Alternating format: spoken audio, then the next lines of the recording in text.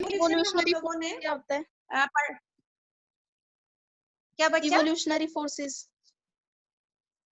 हाँ, evolutionary forces का what are the conditions, है ना, what are the conditions responsible for, कौन कौन सी कंडीशंस हैं जिसकी वजह से इवोल्यूशन हो रहा है। तो वो कंडीशंस की हम लोगों को आज वैसे भी स्टडी करनी है, क्योंकि अभी अपन ने जो पढ़ा था वो मैंने आप, और फिर उसके बाद में मिलर एंड यूरे के एक्सपेरिमेंट के बाद बहुत सारे और भी साइंटिस्ट ने उसी सिमिलर एक्सपेरिमेंट करे, और उन लोगों ने देखा कि मिलर, बाकी लोगों ने जब करा तो उन्होंने देखा कि उसमें और भी बहुत तरह के ऑर्गेनिक कंपाउंड मिले थे। तो उससे ये पता चला कि भाई जो लाइफ ओरिजिनेट हुई है से अराइज हुई है। अब बात आती है, हम लोग लेते हैं थ्योरी ऑफ इवोल्यूशन। ठीक है, कि इवोल्यूशन ऑफ क्या कहते हैं बेटा, मैंने आपको बताया था कि शुरुआत से इस तरह की जो कन्वेंशनल थ्योरीज है, कन्वेंशनल थ्योरी का मतलब होता है कि जो पहले से चलती हुई आ रही है वो द लाइफ जो अभी इधर एग्जिस्ट कर रही है उसको गॉड ने बनाया है, भगवान ने बनाया है, वो कन्वेंशनल फॉर्म है। तो कन्वेंशनल फॉर्म वालों ने यानी रिलीजियस थ्योरी स्टेप में है, यानी उन्होंने 3 स्पेशल कैरेक्टरिस्टिक बताई है। तो हम ये कह सकते हैं कि जो रिलीजियस लिटरेचर होती है वो बता special creation, theory of special creation कौन सी थ्योरी है बेटा, ये रिलीजियस थ्योरी है। अब ये रिलीजियस थ्योरी क्या कहती है बेटा, इसकी 3 कॉनोटेशंस है। 3 कॉनोटेशंस मतलब कि 3 हम कहते हैं कैसे स्पेशल क्रिएट हुई। तो पहला connotation, the 3 connotations are, first connotation ये कहता है बेटा कि जो भी लिविंग ऑर्गेनिज्म आज हम देख रहे हैं, जितनी भी बनाई है, तो ये सिंपली फर्स्ट कॉनोटेशन है that all living organisms that we see today, all living organisms that we see today were created as such। जाए तो कोई भी ऑर्गेनिज्म इवॉल्व नहीं हुआ है या नया नहीं बनी है, कोई न्यू स्पीशीज फॉर्म नहीं हुई है, जितनी भी स्पीशीज इस धरती पर प्रेजेंट है वो सब कॉनोटेशन। सेकेंड कॉनोटेशन ये कहती है बेटा कि जो डाइवर्सिटी है is same from the beginning, beginning से ही सेम है ना, and will also remain same and same in the future, यानी फ्यूचर में भी ये एज इट इज ही रहने वाली है, कोई चेंजेस नहीं आने वाली। और थर्ड कॉनोटेशन लाइफ ओरिजिनेटेड, और ये सिंपली कह दो कि अर्थी फॉर्म जो हुई है वो केवल 4000 ईयर्स ओल्ड है, जबकि अगर इवोल्यूशन की जो अर्थ बनी थी वो 4.5 बिलियन ईयर्स ओल्ड थी बेटा, और ये कह रहे हैं केवल 4000 ईयर्स ओल्ड है, कि अर्थ केवल 4000 साल पहले बनी है और तब से ही अर्थ पर लाइफ है, जब से अर्थ बनी है। जबकि बिग बैंग थ्योरी के अकॉर्डिंग क्या बोला गया कि 4.5 बिलियन ईयर्स पहले अर्थ बनी थी और लाइफ 4 मिलियन ईयर्स हो गए, 4 बिलियन ईयर्स हो गए, है ना। तो वो चीज आ जाती है बेटा, ये थ्योरी थी। इस थ्योरी को बिल्कुल रिजेक्ट कर दिया गया, इस थ्योरी को रिजेक्टेड कर दिया गया डार्विन ने। डार्विन ने इस थ्योरी को कैसे रिजेक्ट किया बेटा, डार्विन अंकल फादर भी काफी रिच थे और साइंटिस्ट ही थे, तो इसको भी भाई पैसे वाली पार्टी है, अपने साइंस में इंटरेस्ट था, तो इसने बीगल, HMS बीगल जो होता है बेटा शिप का नेम है, उस शिप को लिया। आप सोचो, मतलब आप 18 साल के बाद और शिप पे मैं अकेला नहीं जाऊंगा भाई, काम करने वाले भी जाएंगे, शिप चलाने वाले भी जाएंगे, तो सामान भी डलेगा, सारी चीज हो। ये वॉयज पे निकल गया, वॉयज का मतलब होता है घूमने, घूमने निकल गया, और डिफरेंट आइलैंड्स जो थे मेडिटेरेनियन आइलैंड्स, उन आइलैंड्स पे जाता, नेचर को देखता और नेचर की स्टडी करता। और जब नेचर की स्टडी करी तो उसने सबसे ज्यादा जो टाइम बिताया वो बिताया बेटा एक आइलैंड, गैलापागोस आइलैंड। इस गैलापागोस आइलैंड पर उसने और दूसरे आइलैंड्स पे गया, उधर भी उसने बर्ड्स, एनिमल्स, प्लांट्स सब देखा, और देख दुख के पूरा 12 इयर्स तक वॉयज में घूमने के बाद अपने घर आ गया भाई साहब। वो थ्योरी दी बेटा जिसको आजकल कहा जाता है नेचुरल सिलेक्शन। दो ये थ्योरी इसकी दी हुई नहीं है बेटा, नेचुरल सिलेक्शन इसकी थ्योरी दी हुई नहीं है, इकट्ठा करके कंक्लूड करके लोगों के आगे एक थ्योरी रखी। और यही रीजन था बेटा कि ये अपन ने पढ़ा था कि Mendel was the contemporary of Darwin, और उस टाइम में मेंडल की थ्योरी, सॉरी डार्विन की थ्योरी का बहुत बोलबाला था, इसलिए मेंडल की थ्योरी पे किसी ने ध्यान ही नहीं दिया। तो वो अपन वन बाय वन देखेंगे कि इसने किस तरह से दी। तो सबसे पहली चीज है HMS बीगल शिप पे गया बेटा, वो उसके लिए कहा जाता है around the world. Around the world यानी कि वर्ल्ड में हर जगह गया, ठीक है। और फिर उसने कंक्लूड किया, क्या कंक्लूजन ऑफ डार्विन। डार्विन का क्या कंक्लूजन था? तो उसका सबसे फर्स्ट कंक्लूजन था कि जो एग्जिस्टिंग फॉर्म ऑफ लाइफ है, पहला कंक्लूजन एग्जिस्टिंग लाइफ जो है it share similarities, existing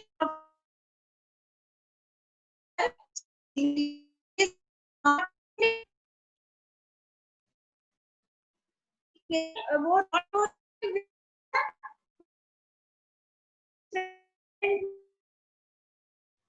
not only with the life existed form का, कि different life form which get extinct, बहुत तरह की लाइफ फॉर्म है जो some of the life form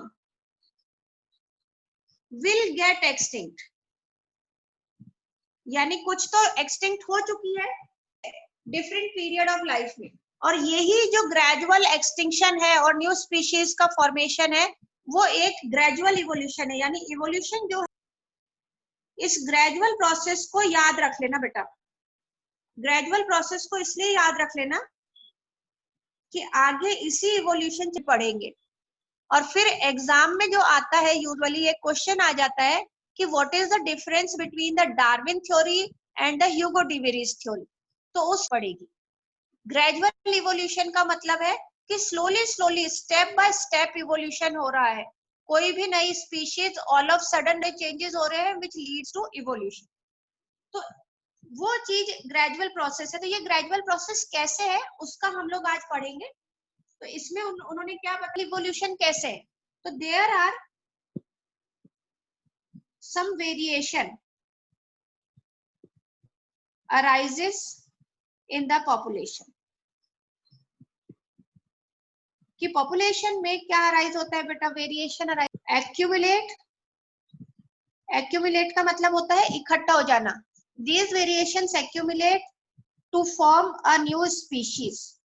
इस छोटी सी लाइन को समझने के लिए स्टेप प्रोसेस करना है। तो मैं अभी आपके जो हमारी एनसीईआरटी बुक में नहीं दे रखा, लेकिन इस थ्योरी को समझने के लिए जो पहले एनसीईआरटी बुक्स में दिया हुआ था।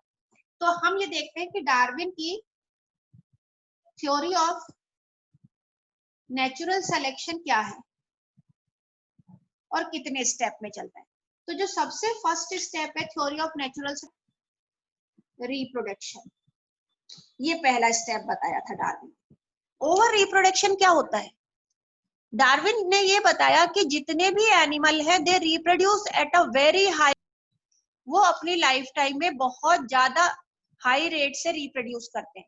अगर अपन इसका एग्जांपल देखें बेटा, तो एक मक्खी of eggs millions of egg ले करती है। अगर मान लो कि इस धरती पर हमने एक मक्खी का पेयर लिया है बेटा, और वो अंडे लेकर एग ले कर दिए, और सब हनी बी में, वो सब हाउस फ्लाई में ही कन्वर्ट हो जाए, हाउस फ्लाई में ही कन्वर्ट हो जाए, और फिर वो बच्चे जो निकले और वो भी आगे पूरे मैच्योर हो, और फिर वो भी अंडे दे, और उनके भी सारे बच्चे डेवलप हो, 1 महीने के अंदर अंदर इस पूरी धरती पर, फुल पूरी धरती पर 7 फीट तक केवल मक्खियां ही, एक पेयर ऑफ मक्खी से 1 महीने में पूरी धरती मक्खी से भर जाएगी 7 फीट तक हाइट तक। लेकिन का पेयर है, लेकिन फिर भी मक्खियों का नंबर इतना इंक्रीज कभी नहीं हुआ। दूसरा एग्जाम्पल दिया जाता है साल्मन फिश का। बेटा साल्मन फिश 3 मिलियन एग ले करती है। एक फिश एग ले करती है, सी से रिवर में जाती है एग ले करने के लिए, वहां जाके अंडे देके बेचारी इतनी एग्जॉस्टेड हो जाती है कि मर जाती है। फिर उन अंडों में से रिवर से अपनी जर्नी स्टार्ट करती है बेटा, और वापस वो सी में आ जाती है। उस दौरान जर्नी के दौरान बेटा बहुत सारी छोटी मछलियां साल्मन फिश को उनके प्रीडेटर्स खा जाते हैं। बीबीसी का वो देखना बेटा, तब पता चलेगा कि कैसे कंट्रोल रहती है पॉपुलेशन। बहुत कम साल्मन ही सी तक पहुंच पाती है, और फिर जो पहुंचती है उनमें भी फिर कंपटीशन रहता है। तो इसलिए अगर ऐसा हो तो ये बोला जाता है कि 3 इयर्स के उसमें से सारी मछलियां सरवाइव कर जाए और सारी मछलियां अगले साल फिर रिप्रोड्यूस करे, तो 3 साल में पूरा पैसिफिक ओशन, आप लोगों को पता लार्जेस्ट ओशन, पूरा Pacific ocean will get filled by salmon fish. वो पूरा साल्मन फिश से भर जाएगा। आप उस ओशन पे पैदल पैदल चल लो उन मछलियों पे। लेकिन ये तो था जो बहुत ज्यादा रिप्रोड्यूस करते हैं। उन्होंने एक एग्जांपल दिया एलिफेंट का। एलिफेंट सबसे स्लोएस्ट ब्रीडर माना जाता है बेटा, सबसे स्लोएस्ट ब्रीडर। क्यों? जब तक ये 3 इयर्स का नहीं हो जाता इसके अंदर रिप्रोडक्शन नहीं होता। तो यानी जैसे भाई ह्यूमन बीइंग में तो हम कह देते हैं कि 18 इयर्स के बाद में रिप्रोडक्शन के लिए कैपेबल है। वैसे तो प्यूबर्टी अटेन करी है, तो अटेन करना यानी सेक्सुअल मैच्योरिटी अटेन करना, लेकिन फिर भी हम लोग की भाई सेक्सुअली और मैच्योर हो जाए तो वो 18 इयर्स 20 इयर्स में रिप्रोडक्शन स्टार्ट हो, 30 साल का होता है एलिफेंट तब आती है। ठीक है, 30 इयर्स का हुआ। फर्स्ट टाइम जब मदर कंसीव करेगी या सेकंड होता है, वो बेटा होता है 2 इयर्स का। अब अगर 30 साल की एलिफेंट है, उसने कंसीव करा, तो जब तक वो 32 इयर्स की हो जाएगी तब तक तो गेस्टेशन पीरियड चल रहा है। बर्थ में हरदम केवल एक ही बच्चा देती, ठीक है, बर्थ दिया। अब बेटा बर्थ दिया तो वो बेबी हुआ। अब वो ये सेम एलिफेंट जो 32 इयर्स की है, ये अगले 3 साल तक ये अपने बेबी को पालती है, तब तक वो वापस से कंसीव नहीं कर पाती। यानी कि अब वो 35 इयर्स की हो गई तब वो कंसीव करेगी, 35 इयर्स की कंसीव करेगी, फिर 3 साल तक यानी 40 साल तक फिर कंसीव नहीं कर सकती। तो इतने स्लो ब्रीडर होने के बाद भी ये कहा गया कि अगर सपोज हम एक पेयर ऑफ एलिफेंट हैं, वो सब सरवाइव कर जाए और वो भी आगे रिप्रोड्यूस करे और उनके बच्चे भी सरवाइव करे, कोई की डेथ नहीं हो समय से पहले, सब पूरी एज लेके डेथ हो, तो 760 साल में there will be 1 million elephant एक से। लेकिन ऐसा नहीं होता। ये तो सारे वो थे जिनकी हमने बुक की पढ़ी हुई मैं आप लोगों को बता रही हूँ। आप लोग अपने घर के आसपास डॉग्स होते हैं, तो वो जो बिच होती है वो हर साल पपीज देती है, और कई साल में 2-2 बार देती है। हर साल पपीज देती है, और एक बार का जो लीटर होता है, लीटर मतलब एक बार में हर बार 5-6 बच्चे देती है बेटा, और हर साल दे रही है। तो आप ये सोचो कि अगर वो हर साल दे रही है और सारे बच्चे उसकी, डॉग 2 इयर्स की होती है, वो सेक्सुअली मैच्योर हो जाती है बेटा। तो आप ये सोचो कि अगर वो सारे बच्चे मैच्योर हो जाए और फिर वो भी रिप्रोड्यूस कर 5 साल में कुत्तों से भर जाएगी। लेकिन बेटा ऐसा नहीं होता। हरदम उस गली में वही 3-4 ज्यादा से ज्यादा 5, उससे फालतू कुत्ते नहीं मिलते। भाई कहाँ चले जाते? क्योंकि जब वो बच्चे देती है तो आप कुछ को दूसरे एनिमल के मार देते हैं, कुछ को हमारे जैसे अलबादी बच्चे जो होते हैं, छोटे बच्चे बहुत नॉटी होते हैं, वो 2 पपीज को ले आते हैं और फिर आपस में उनको लड़वाते हैं, और लड़वा के, और वो इनके अंदर बेटा टेम्परामेंट बहुत शॉर्ट होता है, इनके अंदर जीन्स होता है शॉर्ट टेम्पर्ड का, पागल होने का जीन, इतना उनका टेम्परामेंट खराब हो जाता है कि वो एक दूसरे को खा जाते मतलब बट्टा मार लेते हैं और दे डाई। तो और खाना नहीं मिल पाता, कई बार हो जाते। तो पहला चीज मैं अपनी कैपेबिलिटी में आता है सेकेंड पॉइंट। सेकेंड पॉइंट क्या कहता है बेटा? सेकेंड पॉइंट कहता है कंपटीशन। सेकेंड पॉइंट कंपटीशन क्या है? तो डार्विन के अकॉर्डिंग कंपटीशन 3 है बेटा, एक इंटर स्पेसिफिक, एक इंट्रा और एक नेचुरल। इंटर स्पेसिफिक का मतलब होता है विद इन 2 डिफरेंट स्पीशीज, 2 अलग अलग बेटा, फूड के लिए और शेल्टर के लिए। इंटर स्पेसिफिक कंपटीशन दो चीजों, जैसे बिटवीन डॉग और कैट कंपटीशन होएगा, ठीक है। दो डिफरेंट बर्ड्स की वैरायटी के बीच में कंपटीशन हो सकता है कि खाने के लिए compete करें और शेल्टर के लिए। अगर आप कभी देखते हो गली में और कुत्ता भी खड़ा है तो कुत्ता भौंकने लगेगा गाय को भगाने के लिए और गाय उसको मारने की कोशिश करेगी, क्यों? क्योंकि दोनों को फूड चाहिए। तो ये हो गया इंटर स्पेसिफिक। सेकेंड होता है स्पीशीज। सेम स्पीशीज में, सेम स्पीशीज में हुआ ये तीन चीजों के लिए होता है, फूड, शेल्टर और मेट। मेट मत के लिए लड़ते हैं बेटा आपस में, शेल्टर अपनी टेरिटरी बनाने के लिए। आप देखते हो डॉगीज, अगर दूसरा डॉगी आ जाए तो भौंक भौंक के पागल हो जाता है, उसको भगाने की कोशिश में रहता है क्योंकि करना चाहता। और एक होता है मेट। डिस्कवरी चैनल अगर आप देखते हो तो वाइल्ड लाइफ में फीमेल को अट्रैक्ट करने के लिए, अगर दो लायन है, एक लायन का प्राइड है, ये लाइफ में 3-4 फीमेल होती है बेटा और उनके बच्चे होते हैं, उसको प्राइड कहा जाता है। अगर कोई दूसरा लायन आके अटैक करता है तो जो मेन लायन है, जो लायन है उस फैमिली का हेड, वो उस कोशिश कर रहा है, उससे लड़ेगा बेटा। अगर जो आने वाला इंट्रूडर वीक है तो ये दो लायंस की जब लड़ाई होती है ना बेटा, तो एक की डेथ निश्चित होती है वो दूसरे को मार देगा। तो ये हो गई मेटिंग के लिए। तो ये होता है इंटरस्पेसिफिक, इसमें भी बहुत सारे एनिमल्स डाई हो जाते हैं। तीसरा होता है मतलब नेचुरल कैलेमाइटी। कैलेमाइटी मतलब आपदाएं, विपदाएं, जैसे फ्लड आ गई बेटा, जंगल में बाढ़ आ गई, फॉरेस्ट फायर हो गई, आग लग गई जंगल में, सूखा पड़ गया, तो होगा जो उन सब चीजों से सरवाइव कर पाया। और इसमें चांस प्रोसेस भी रहता है, इसमें चांस प्रोसेस भी रहता है।